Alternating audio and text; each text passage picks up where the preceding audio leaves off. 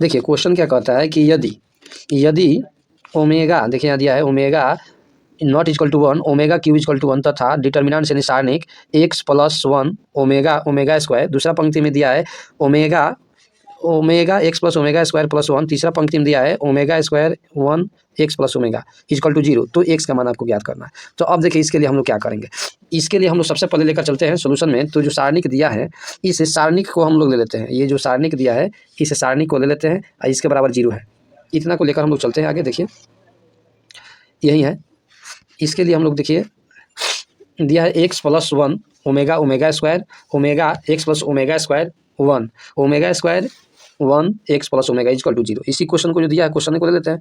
अब इसके बाद क्या करेंगे कि हम C1 इक्वल टू कर देते हैं, ये जो दिया है आपका C1 है, ठीक है, इसको C1 कहते हैं पहला कॉलम।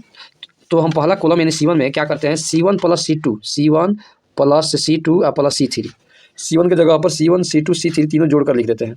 तो हो जाएगा x plus 1 plus omega square, फिर x plus 1 plus omega square, x plus 1 plus omega square. और देखिए ये जो आपका है C2 और C3 जैसे को तैसे रहेगा, इसको ऐसे ही हम लोग लिख देंगे। चलिए अब इसके बाद क्या करते हैं, देखते हैं कि ये जो आपका C1 है, इस C1 में आपका हो गया x plus 1 plus omega square, C1 में पूरा में है तो हम लिख दिए C1 से x plus 1 plus omega square common लेने पर, कॉमन लेते हैं। तो देखिए आगे क्या होता है, इसमें कॉमन लेने के बाद हमारा ये x plus 1 plus omega square बाहर आ जाता है। तो C1 में सब कॉमन लेंगे तो उसी से भाग देते हैं, तो बच जाएगा 1 1 1।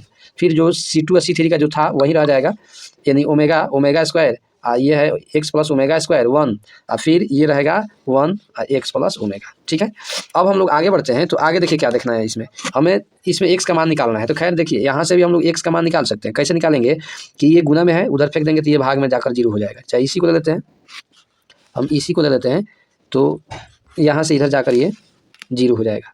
ठीक है, तो हम लोग लेकिन यहाँ आगे बढ़ेंगे तो देखते हैं दो यहाँ सब में एक हो गया है, R1 R2 R3 में भी, तो हम लोग 2 को 0 करना चाहते हैं। तो इसके लिए हम लोग R1 arrow mark R1 minus R2 तथा R2 arrow mark R2 minus R3 कर देते हैं। और करने के बाद हम जब चलेंगे तो देखिए ये हो गया आपका R1, उसके बाद वाला R2 और ये हो गया R3।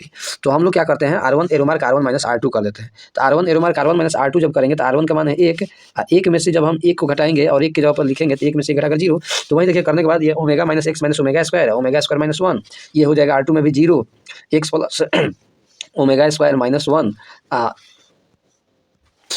तो x plus omega square minus omega, देखिए R2 में ये हो जाएगा 1 माइनस एक्स माइनस ओमेगा, ये R2 क्लियर हो गया। अब R3 तो हम नहीं बदले हैं, R3 जैसे को तैसे हम यहाँ पर नोट कर देंगे। आगे बढ़ते हैं तो अब प्रसारण करते हैं। ठीक है, ये 2 0 हो गया, तो अब प्रसारण करते हैं इसी के सापेक्ष, यानी कि R3 के सापेक्ष प्रसारण करेंगे। प्रसारण करने में क्या होता है कि ये जिस पंक्ति और स्तंभ के अवयव होते हैं वो पंक्ति और स्तंभ के अवयव बंद होते हैं, बाकी जो हो गया उसमें क्रॉस मल्टीप्लाई होता है, इससे इसमें गुना और इससे इसमें गुना, यानी कि ये ढकढकिया नियम से। तो ये 0 और 0 वाला लेकर चलेंगे तो 0 है तो छोड़ देते हैं, 1 वाला लेकर कर लेते हैं। ठीक है, करने के बाद हमें ये इतना प्राप्त होता है, लेकिन हमें एक्स का मान निकालना है। तो एक्स का मान निकालना है तो एक बात हम लोग जानते हैं पहले से कि 1 प्लस